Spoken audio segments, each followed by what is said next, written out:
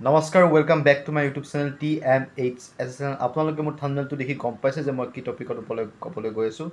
হয়, এখন নতুন অসমীয়া চিনেমা যাৰ নাম হৈছে ৰাজকুমাৰ আৰু ৰাজকুমাৰ ছাৰৰ এখন নতুন চিনেমা নাম হৈছে যোদ্ধা।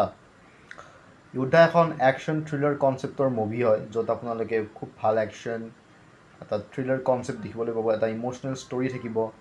আৰু এই চিনেমাখন অহা 22 আগষ্ট তাৰিখে চিনেমাগৃহত ৰিলিজ হ'ব গৈ আছে। আৰু এই চিনেমাখনত আলিস্মিতা আৰু তাৰ উপৰিও বহুত ডাঙৰ ডাঙৰ ফিল্ম ষ্টাৰো আছে।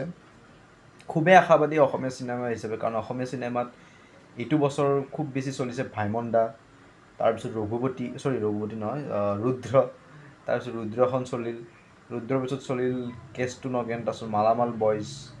তো খুবেই এটা সুন্দৰভাৱে গতি চলি আছে অসমীয়া চিনেমা। আৰু প্ৰত্যেক মাহে মাহে এতিয়া অসমীয়া চিনেমাগৃহত আহিবলৈ ধৰিছে। এতিয়া নেক্সট চিনেমা আহিব যোদ্ধা। তো খুবেই আশাবাদী এইখন চিনেমাৰ কাৰণে। আৰু এইখন চিনেমাৰ ইতিমধ্যে এখন টিজাৰ ৰিলিজ কৰিছিল। টিজাৰখনত চব ঠিকেই আছে, আৰু শুনামতে জুবিন গাৰ্গৰ এটা গানো আছে। জুবিন গাৰ্গৰ এটা নহয়, 3টামান গান আছে, আৰু 3টা গানে 2টামান গান তাতে ৰিলিজ হৈছে, আৰু এটা গানত টিজাৰ ওলাইছে। আপোনালোকে ইউটিউব চেনেলত চাৰ্চ কৰিলে গমেই পাব, যোদ্ধা আছামিজ মুভি ছংছ বুলি মাৰিলে আপোনালোকে গমেই পাই যাব।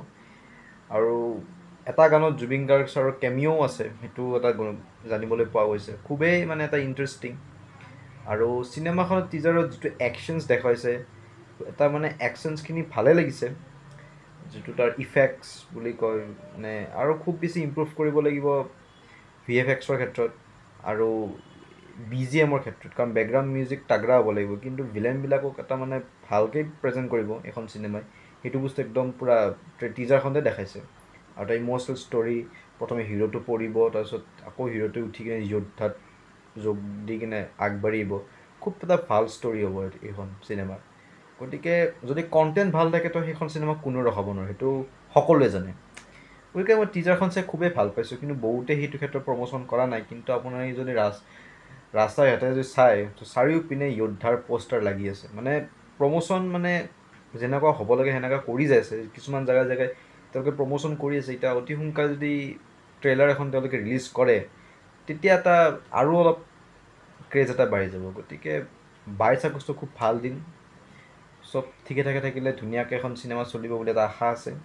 আৰু খুব ভাল চিনেমা হ'ব বুলি এইটো মই এটা খুব বিশ্বাস দি ক'ব পাৰোঁ।